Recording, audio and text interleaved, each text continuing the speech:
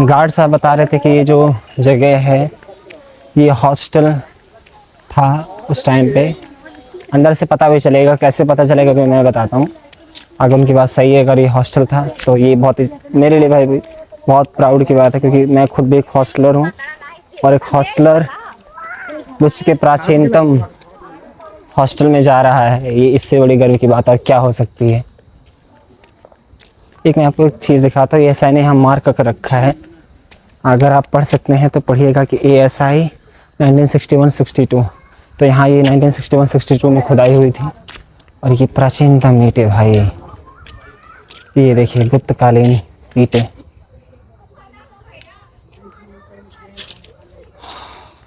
यहाँ कनिंघम भी आए थे, मॉडल ने भी लिखा है इसके बारे में।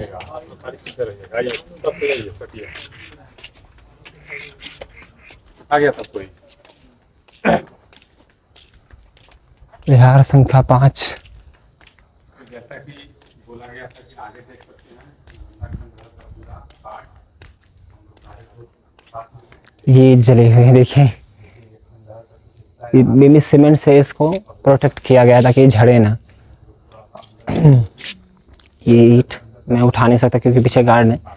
आप ये ईंट देख लीजिए कैसे है, इसकी मोटाई कितनी है, इसकी साइज़ कितनी है। इसलिए मैं बोलता हूँ कि कई जो राजा थे, कई बुद्धिस्ट राजा थे जो like Ashok and Gupta rulers, उन्होंने कई सारे महाविहार को बनाने के लिए एक अलग तरीके की ईंटें ही चलवाई थी। ये मोनेस्ट्री नंबर 5 है। This monastery was on plan and integrated part of और annex to monastery number 4 with which it connected through large staircase descending from the south east corner. तो बता सकते हैं कि वो उधर मोनेस्ट्री नंबर 4 है और ये 5 है, तो बताने के जुड़ा हुआ हो सकता है स्टेयरकेस के द्वारा। और ये हॉस्टल इसलिए है क्योंकि ये शायद ये कक्ष रहा होगा जहाँ हॉस्टलर्स रहा करते रहे होंगे उधर।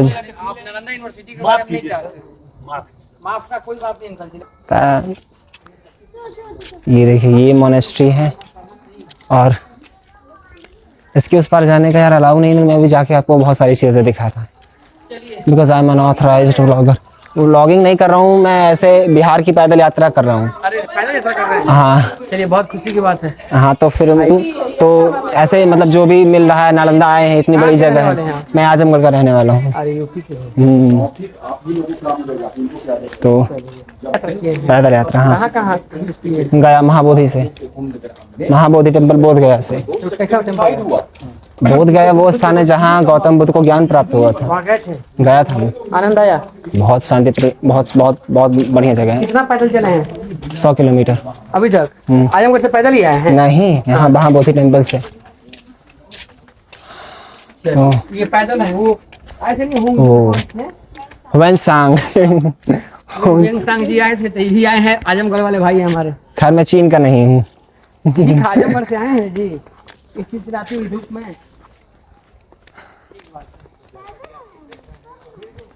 ये भाई बहुत, ये मोनेस्ट्री नंबर 1 है। ये जो मोनेस्ट्री आप देख रहे हैं ये मोनेस्ट्री नंबर 3 है और मेन मोनेस्ट्री यही माना जाता है। अजीब महसूस होता है ऐसी जगहों पर आकर, क्यों? क्योंकि आज भारत के जो विश्वविद्यालय हैं वो विश्वविद्यालय रैंकिंग में मतलब 100वें नंबर पे भी कोई नहीं आती। IIT बॉम्बे है तो वो भी कभी 130 से पार गई नहीं है। मैं क्यों बोल रहा था कि ये हॉस्टल रहा होगा, क्योंकि ये देखिए यहाँ जो है बुद्ध की मूर्तियाँ रहती थी, इधर बुद्ध की मूर्तियाँ रहती थी, इधर भी बुद्ध की मूर्तियाँ रहती थी। लेकिन ये ईंट ऐसे बिखरी पड़ी हुई है और इसका कुछ भी ध्यान देना नहीं है। SI को खाली बार बार सजा रखा है।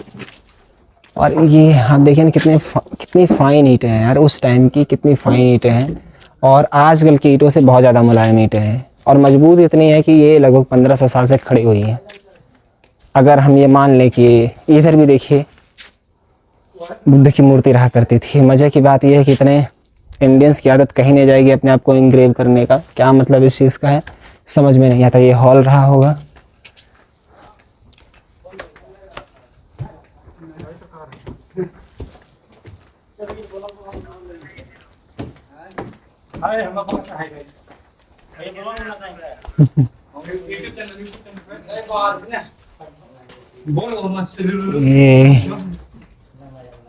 ये जो है ये रहा होगा, ये हॉस्टल का रूम है। अरे रुक रहे, इसको आ जाने यूट्यूब वीडियो में आएगा। अरे भाई चैनल वैनल ऐसे कुछ नहीं, बस ऐसे बना रहा हूँ मैं। ये हॉस्टल का रूम रहा होगा, क्योंकि उधर मैंने देखा है कई सारी डॉक्यूमेंट्री में। और ये जल निकासी व्यवस्था शायद नई बनाई गई है, क्योंकि हॉस्टल के रूम से थोड़ी इधर होगा। कई लोग आना चाहते हैं यूट्यूब, अबे यार मैं क्या बताऊँ, कुछ तो रहा होगा, लेकिन ये हॉस्टल का रूम ही मुझे लग रहा है भाई। बहुत मस्त है यार।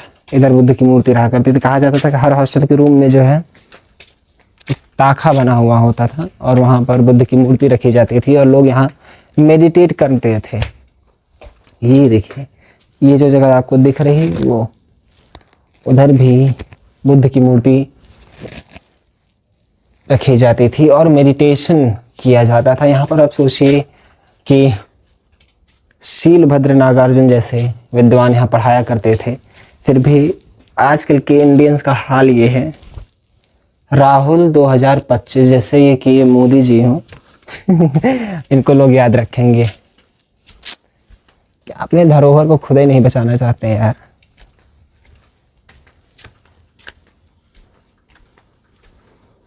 देखते हैं भाई क्या है।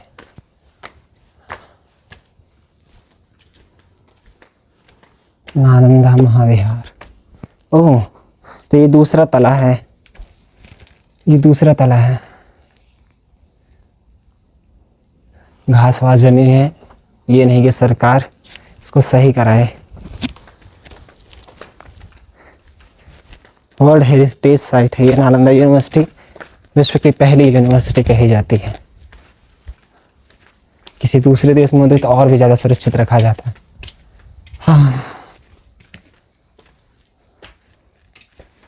ये देखो, ये भी हॉस्टल का रूम ही लग रहा है। ये मेरे हॉस्टल के रूम से तो भाई बड़ा ही है। ये जो है सिंगल रूम, ये मेरे हॉस्टल के रूम से तो बड़ा ही है भाई। तो इसमें भी नालंदा यूनिवर्सिटी जीत गई, और कितने लोगों ने अपने अपने नाम लिख रखे हैं।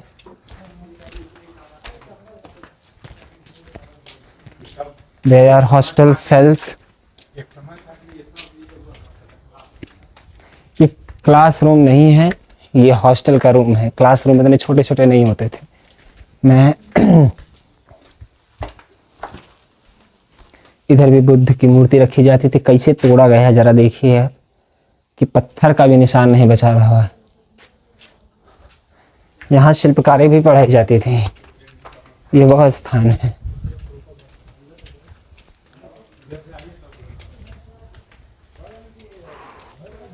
एक हॉस्टलर जो है एक दूसरे हॉस्टल में गुजर रहा है। मेरे एहसास नहीं जानता हूँ कैसे मुझे महसूस हो रहा है दुनिया के सबसे पुराने हॉस्टल में आकर। यहाँ पर फिर ASI ने इंग्रेव कर रखा है। ASI 2015 कुछ करके है। I don't know what it mean.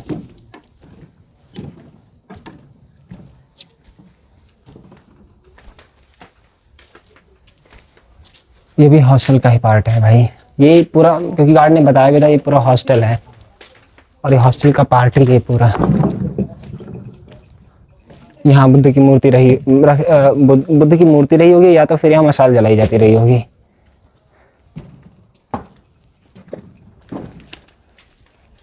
विश्व के सबसे प्राचीनतम हॉस्टल में आकर बहुत अच्छा लग रहा है भाई। बहुत ही नॉस्टैल्जिया फील हो रहा है। अजीब से महसूस हो रहा है यार कि यहीं इसी सेल में कभी इंसान गिर रहे होंगे, किसी रूम नंबर में। जैसे लखनऊ यूनिवर्सिटी की मोहम्मदाबाद हॉस्टल में, मोहम्मदाबाद ही हॉस्टल है हाँ, मोहम्मदाबाद हॉस्टल में जो है जिस रूम में शंकर दयाल शर्मा जो कि प्रेसिडेंट थे इंडिया के, वो रहते थे, आज उसको संरक्षित करके रखा गया है। ये शायद लेक्चर रूम नहीं हो सकता, इतना छोटा लेक्चर रूम तो नहीं हो सकता। मे बी शायद ये गुरु के रहने का स्थान होता होगा, क्योंकि ऊंचा है थोड़ा। जो भी है आई डोंट नो क्या है ये, बट देखते हैं। उसके आगे बंद कर रखा है सीमेंट से। उधर बोधि वृक्ष है, पीपल वृक्ष। बहुत कमाल का है यार, बहुत ही सुंदर है नालंदा यूनिवर्सिटी।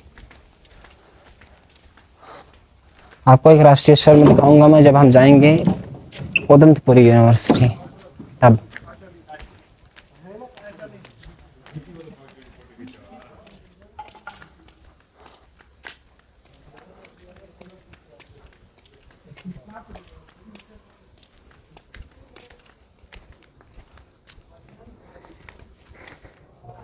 शायद ये लेक्चर रूम रहा होता होगा, मुझे इसके बारे में कुछ जानकारी नहीं, लेकिन ये ईंटें बिखरी पड़ी हैं यार, क्या मतलब इस चीज़ का है। यहाँ लोग बैठा करते रहे होंगे, may be, I don't know what is it.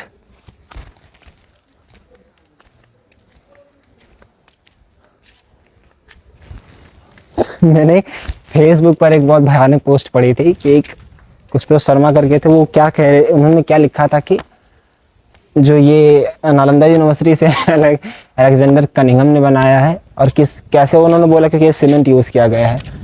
उन मूर्ख को ये नहीं पता कि सीमेंट जो है वो यूज़ किया गया है प्रोटेक्ट करने के लिए, ताकि जो इतनी पुरानी ईंटें हैं झड़े ना।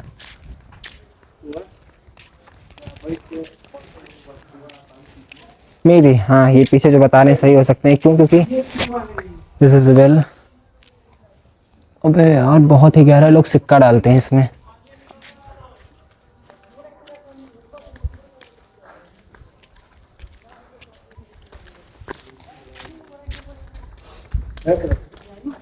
शायद ये लेक्चर हॉल रहा होगा, फिर लेक्चर हॉल होगा ये मे बी, ये लेक्चर हॉल ही हो सकता है।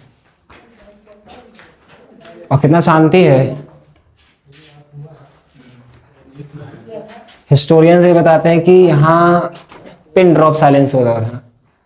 पिन ड्रॉप साइलेंस में एकदम भी शोर शराबा नहीं होता था पूरी यूनिवर्सिटी में, पूरे एरिया में। इस लेवल का यहाँ पर मेडिटेशन होता था। और मैं आपको पिछली वीडियो में बोला भी था कि आप कभी विपश्यना करेंगे तो वहाँ पर आपको आर्यमौन नोबल साइलेंस फॉलो करना होता है। नोबल साइलेंस वो होता है जो हाँ आप किसी को छुएंगे नहीं, इशारे से भी कम्युनिकेट नहीं करेंगे, किसी भी तरीके का जो कम्युनिकेशन होता है वो रिस्ट्रिक्टेड होता है। तो ह्वेनसांग ने भी बताया कितना शांतिपूर्ण माहौल होता था कि पूछिए मत, मतलब बहुत ही ज़्यादा, इतनी इस लेवल की हम मेडिटेशन होता था। लोग एक दूसरे को डिस्टर्ब नहीं करते थे और डिबेट का कल्चर यहाँ बहुत फॉलो किया जाता था। कई राजनीतिक लोग बोलते हैं ना कि इंडिया में मतलब डिबेट का कल्चर रहा है, तो ये इसी जगह से आया है, इसी बुद्धिस्ट मॉनेस्ट्री से आया है, महाविहार से आया है। नालंदा महाविहार, बिहार का गौरव, भारत का गौरव।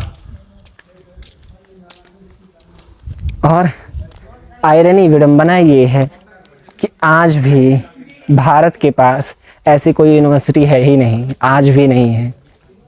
आज हम इतने टेक्नोलॉजी वाले युग में हैं और आज भी हमारे पास ऐसी यूनिवर्सिटी नहीं है। सोचिए ये 2000 साल पहले हमारे पास ऐसी यूनिवर्सिटी थी जहां देश विदेश के छात्र पढ़ने आया करते थे, और इस लेवल की पढ़ाई होती थी कि यहाँ के जो सिक्योरिटी गार्ड होते थे, द्वारपाल होते थे, वो इंटरव्यू लिया करते थे।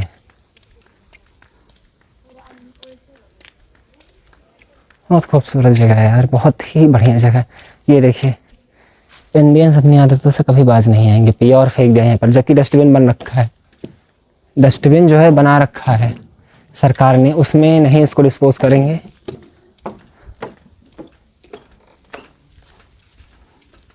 ये शायद हॉस्टल रूम था। अभी हम जा रहे हैं बाहर, अभी देखते हैं क्या होता है यार। प्यास बहुत ज़ोर से लगी है।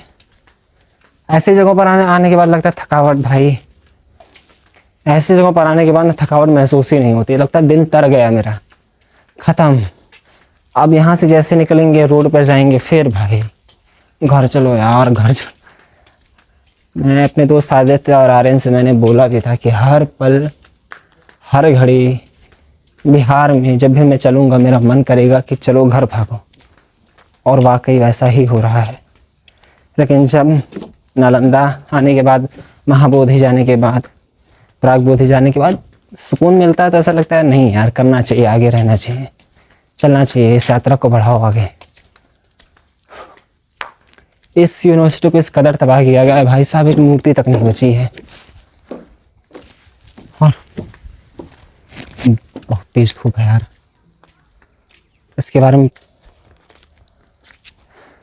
हिंदी में पढ़ते हैं सबको समझ में आएगा यार। बिहार संख्या 1 पुरातत्व यानी एएसआई द्वारा नालंदा में उत्खनन कार्य का प्रारंभ सर्वप्रथम इसी बिहार से किया गया था। यानी ये एएसआई द्वारा ये पहली मॉनेस्ट्री है जिसकी खुदाई हुई थी, और इसलिए शायद इसका जैसे जैसे खुदाई होती गई वैसे वैसे जो मिलता गया उसे नाम रखा गया, इसलिए इसका नाम विहार संख्या 1 है। यहाँ से मुद्राएं, प्रस्तर अभिलेख, प्रस्तर मीन्स सेल्स स्टोन, अच्छा, inscription, metal images, terracotta beads and plaques stone and copper plate inscription मिलते हैं यहाँ से। मूलतः इसका निर्माण 6वीं से 7वीं शती ईसा पूर्व में हुआ था, जिसका परिवर्धन एवं पुनर्निर्माण नालंदा के हसनोमुख दिनों तक अनवरत चलता रहा होगा। इसके प्रांगण में एक छोटा सा मंदिर गुप्तकालीन है, जबकि उसके निकट दूसरा चौकोर मंदिर तथा उस उत्तरी दीवार से सटी गज पृष्ठकार छत एवं डांट द्वार से युक्त 2 कोठरियों को कालांतर में जोड़ा गया था। प्रवेश द्वार के लिए पश्चिमोत्तर कोने पर मिले एक ताम्रपत्र के अनुसार माना जाता है कि नीचे वाला विहार, जिसका कक्ष पूर्वी, दक्षिणी तथा पश्चिमी भुजाओं पर देखे जा सकते हैं, तृतीय पालवंशी शासक देवपाल 1810-1850 ईस्वी के शासनकाल में सुमात्रा के एक नरेश ने बनवाया था। तो ये देखिए कि सुमात्रा आज इंडोनेशिया से जोड़ा जा सकता है, सुमात्रा लैंड वहीं पर ही है। वहाँ के ही जो राजा थे यहाँ पर दान देकर एक क्या कुछ तो मतलब वहाँ पर एक अलग विहार बनवाए थे। तो जब मैं बोल रहा था कि ये लेक्चर रूम रहा हो, जो मैंने बताया था कि जो लोग से यहाँ पर गज पृष्ठकार बोल रहे हैं, भाई बहुत बड़ा है यार। चलते हैं विहार नंबर 3 पर, देखते हैं। भाई बहुत तेज़ धूप है, बहुत ही तेज़ धूप। और यहाँ पुलिस ट्रेनी भी आए हैं, इनका ट्रेनिंग चल रहा होगा, छुट्टी चल रही होगी, चले हैं बेचारे। भाई यार बहुत तेज़ धूप है यार, बहुत तेज़ धूप है। अभी समझ में आया कि क्यों टूरिस्ट यहाँ पर ठंडियों में आते हैं। नहीं जाने देंगे यार, इधर पूरा बैरिकेडिंग कर रखा है, फिर भी पढ़कर बताते हैं क्या लिखा है। ये मंदिर संख्या 3 है। मंदिर से आप यहाँ समझिएगा महाविहार। यह मंदिर इस परिसर के अन्य भवनों की तुलना में सर्वाधिक भव्य और सच में भव्य है, क्योंकि आप ये जो देख सकते हैं वोटिव स्तूप और ये सब, उसके अंदर जाने नहीं दे रहे हैं, ये अलग बात है, नहीं दिखाते हैं। प्रारंभिक 3 चरण आकार में छोटे हैं, जिन्हें पुनः ढक दिया गया है। कालांतर के 4 चरण व्यापक संरचनाओं से युक्त हैं तथा सहज देखे जा सकते हैं। बहुत सारी चीज़ें इसके बारे में लिखे गए हैं, I don't want to read it. और यही वो स्थान है जिसे आप बार बार देखते होंगे। देख लीजिए, साक्षी बन जाइए आप भी इतिहास के उस स्वर्णिम काल का, जिसे भारत का स्वर्ण युग कहा जाता है। शिक्षा में स्वर्ण युग, शासन में स्वर्ण युग।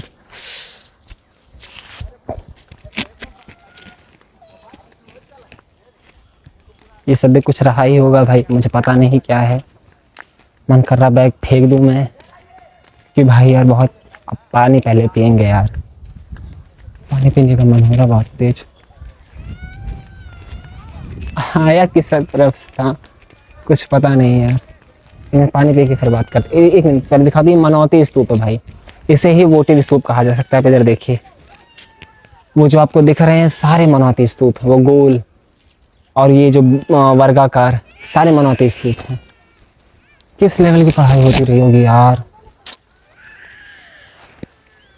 बहुत ही खूबसूरत जगह है यार, बहुत ही खूबसूरत जगह है। इसकी शब्दों में तुलना ही नहीं की जा सकती। तुलना में ये देखिए आप कैसे लोग बैठे हैं चैत्यों पर। इतना सा भी तमीज़ नहीं है लोगों को कि अपने धरोहरों को बचाया जाए, लेकिन नहीं, जहाँ उधर कुर्सी लग रखी है, सरकार की भी गलती, थोड़ी और कुर्सी लगवा देते, लेकिन चैत्यों पर इस प्रकार बैठना और बोतलें फेंकना, ये बहुत ही घिनौनी हरकत है। हम भारतीय क्या थे और क्या हो। ये आप संगम देख सकते हैं कि most civilised age of India का और सबसे डाउनग्रेड सिविलाइजेशन ऑफ इंडिया जो अभी की है, उसका संगम है। इस तरीके से कि जब हम बहुत सिविलाइज्ड थे तो हमने नालंदा महाविहार, तेल्हारा महाविहार, उदंतपुरी महाविहार, विक्रमशिला, सोमपुरी बनाया, और आज हम आकर उन्हीं चैत्यों पर अपनी तशरीफ़ रख रहे हैं और बोतलें भी फेंक रहे हैं। नहीं सुधरेंगे यार, मन बहुत दुखित हो जाता है। आगे बढ़ते हैं, चलते हैं गार्ड के पास, पूछेंगे भाई कहाँ है पानी। उधर एक देखिए आपको काला सा दिख रहा है, वो भी जो है वोटिव स्तूप भगवान बुद्ध की स्पर्श मुद्रा में, ओम स्पर्श मुद्रा में मूर्ति बनी हुई है। इसकी संरचना से लग रहा है कि ये अन्य विहारों की तुलना में ये नया रहा होगा। पहले पानी पीते हैं, फिर इस पर भी घूमेंगे। और इसको घूमने के लिए एक पूरा दिन ही चाहिए, जैसे मेरे प्लान में था भी कि लगता है पूरा दिन निकल जाएगा यहाँ। हालांकि मैंने इसको घूमने के लिए 3 घंटे एलोकेट किए थे, शायद वो भी कम पड़ सकते हैं, कुछ भी हो सकता है, मगर देखते हैं जैसा भी होगा। बहुत सुंदर है ये जून की तपती गर्मी में अगर ये इतना खूबसूरत लग रहा तो ठंड में बहुत ही खूबसूरत लगता होगा। ठंडी बयार चल रही है, बहुत खूबसूरत है।